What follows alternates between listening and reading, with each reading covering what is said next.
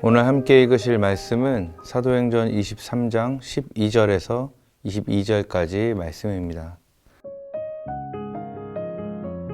날이 새매 유대인들이 당을 지어 맹세하되 바울을 죽이기 전에는 먹지도 아니하고 마시지도 아니하겠다 하고 이같이 동맹한 자가 40여 명이더라.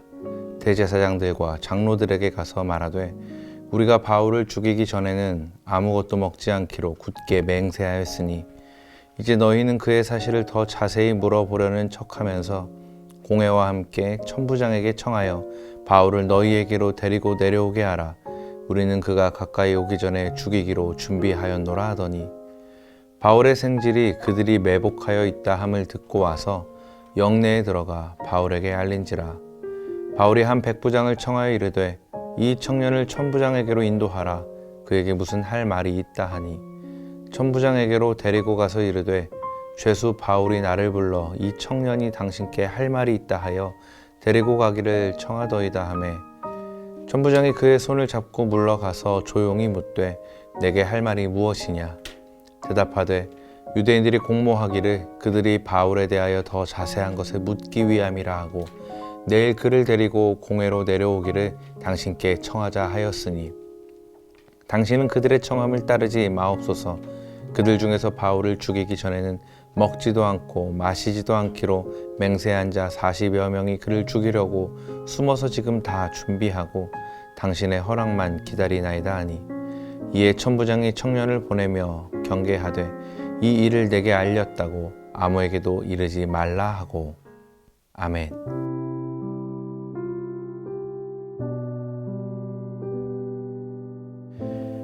하나님께서 바울을 로마로 안전하게 보내주시겠다고 약속하신 후 바로 그 다음 날 아침이 되자 유대인들의 무리가 모여 바울을 살해할 음모를 꾸미는 이야기가 오늘 함께 읽은 본문 말씀 속에서 펼쳐집니다.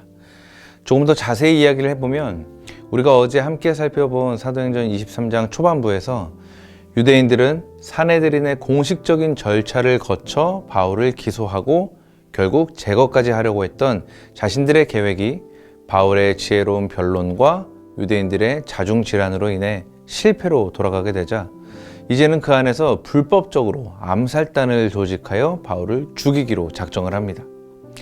그래서 서로 맹세하기를 우리가 바울을 죽이기 전에는 먹지도 아니하고 마시지도 아니하겠다 라고까지 이야기를 하죠. 참 대단한 믿음입니다. 그렇죠? 자, 여튼 그렇게 뜻을 같이 하여 맹세한 사람들이 40여 명이나 되었다고 성경에 기록되어 있으니 지금 무려 40명이 넘는 유대인 암살단 조직이 목숨을 걸 만큼 강력한 결속력을 가지고서 아주 음흉한 음모를 꾸미는 그런 상황이 벌어지고 있는 겁니다. 자, 하지만 이렇게 긴박하고 어려운 상황일수록 빛이 나는 것은 무엇입니까? 바로 하나님의 약속입니다.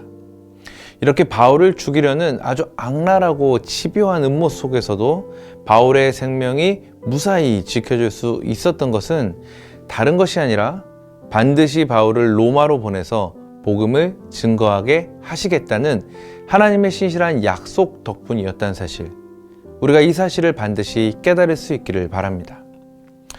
지금 이 유대인들로 구성된 암살단은 바울을 유인할 방법, 살해할 장소, 그리고 살해할 타이밍까지 아주 세밀하게 계획을 다 세워놓고 있었습니다.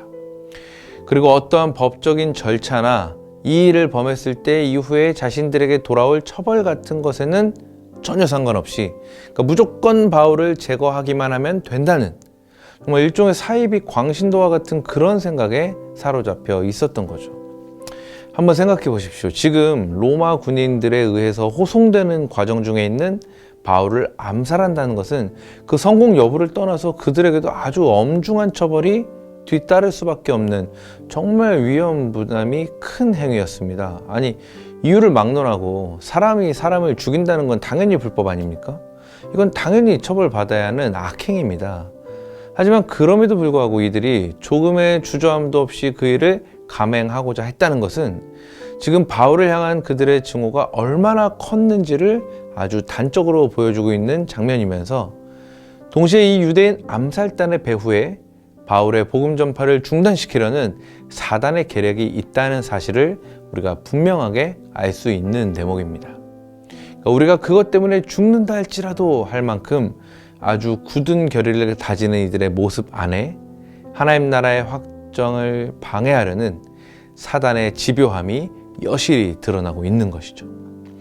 하지만 결과적으로 하나님께서는 이러한 사단의 계략으로부터 바울을 굳건히 지켜주셨습니다. 그리고 그로 하여금 결국 제국의 수도인 로마에까지 무사히 가게 하셨고, 결국 그곳에서도 예수 그리스도의 복음을 전파하게 하심으로써 이방인의 사도로서의 그 사명을 아주 충성되게 감당하게 하셨습니다.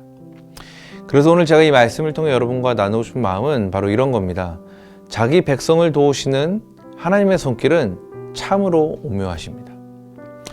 오늘 함께 읽은 말씀 16절에 보면 바울의 생질이 유대인들이 바울을 죽이기 위해 매복하여 있담을 듣고 와서 영문에 들어가 바울에게 고하였다고 나오는데요. 여기서 바울의 생질이라 함은 바울의 누이의 아들을 말합니다. 그러니까 바울의 조카죠. 사실 우리는 여기서 성경에 더 자세하게 언급이 되어 있지 않기 때문에 이 바울의 생질이 구체적으로 누군지, 어떤 인물인지, 그가 어쩌다가 이 유대인들의 음모를 다 알게 됐는지 자세하게 할 수는 없습니다. 하지만 중요한 것은 하나님께서 여기서 갑자기 성경 어디에도 등장하지 않는 이 바울의 생질을 불쑥 내세우셔서 그를 통해 바울을 위기에서 건져주셨다는 사실입니다. 하나님께서는 이 이름도 나이도 전혀 구체적으로 알려지지 않은 한 청년을 통해서 당신의 종 바울을 위기에서 건져내 주신 겁니다. 참 오묘하지 않습니까?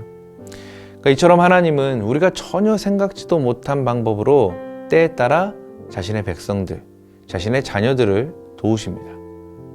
전지전능하신, 그래서 온 천지 만물과 온 역사를 당신의 뜻대로 주관하시는 우리 하나님은 때에 따라 우리가 생각지도 못한, 전혀 생각할 수도 없는 그런 방법으로 우리를 도우십니다.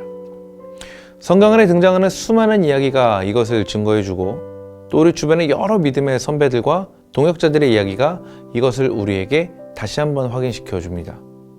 그렇기 때문에 우리는 우리의 생각으로 도저히 극복해낼 수 없는 어려운 문제를 만났다고 해도 실망할 필요가 없는 겁니다. 지금 혹시 자기 힘으로 감당 못할 어려움 가운데 놓이신 분 계십니까?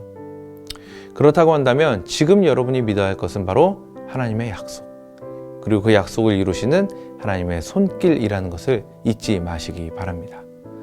이 사실을 기억하시고 우리는 생각지도 못한 방법으로 언제나 우리를 도울 자를 준비시키시고 도울 방법을 미리 예비해 두고 계시는 하나님, 그러니까 결코 멀지 않은 곳에서 지금도 언제든지 손 내밀어 주시려고 타이밍을 보시며 준비하고 계시는 그 하나님으로 인해 더욱 위로받고 힘을 얻는 저와 여러분 모두가 될 수 있기를 예수님의 이름으로 축복합니다.